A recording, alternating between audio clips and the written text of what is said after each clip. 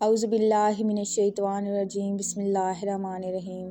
السلام علیکم پیارے بہنوں اور بھائیوں، امید کے ساتھ کہ آپ سب ایمان کی بہترین حالت میں ہوں گے۔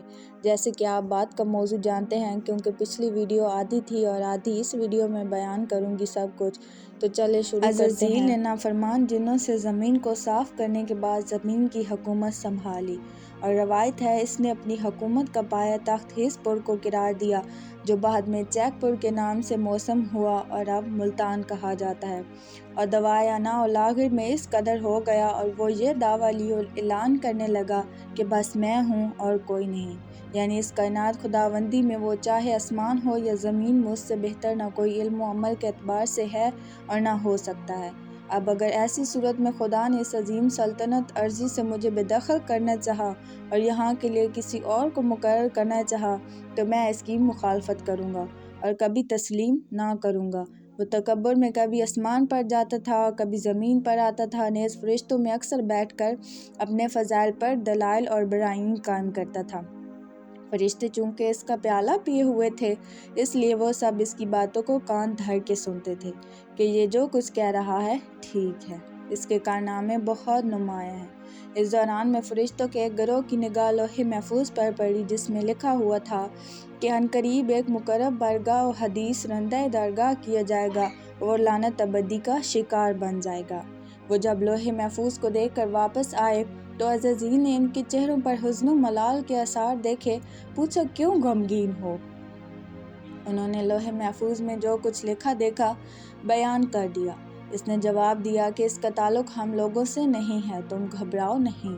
میں نے لوح محفوظ میں عرصہ ہوا اسے دیکھا تھا، لیکن کسی سے بیان نہیں کیا تھا۔ انہوں نے کہا کہ ہمیں یہ ڈر ہے کہ خدا نخواستہ کہیں ہم میں سے کوئی اس دائمی عذاب میں مبتلا نہ ہو جائے۔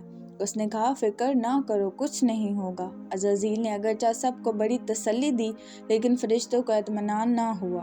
انہوں نے عزازیل سے کہا کہ آپ دعا کریں، ہم آمین کہیں گے۔ اس نے کہا، کس چیز کے لیے دعا کروں؟ انہوں نے کہا کہ اس مقصد کے لیے دعا کریں کہ خدا ہم میں سے کسی کو اس عذاب میں مبتلا نہ کرے۔ اس نے کہا، بہتر ہے۔ چنانچہ سب موقع دعا میں حاضر ہوئے اور بارگاہ حدیث میں ہاتھ اٹھا کر کھڑے ہوئے۔ عزازیل آگے بڑھا اور اس نے دعا کی، خدایا اس عذاب سے ان فرشتوں کو محفوظ رکھ۔ اس نے تکبر کی وجہ سے اپنے لیے کوئی دعا نہ کی۔ فرشتے سب بچ گئے اور یہ مبتلا ہو گیا۔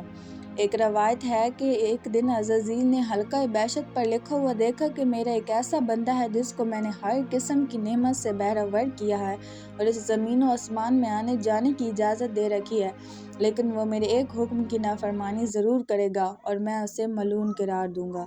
عزازیل نے جب اس عبارت کو دیکھا تو کہنے لگا، ایسے بندے پر ضرور لعنت کرنی چاہیے، اور وہ بھی 1000 سال تک اس بندے پر لعنت کرتا رہا۔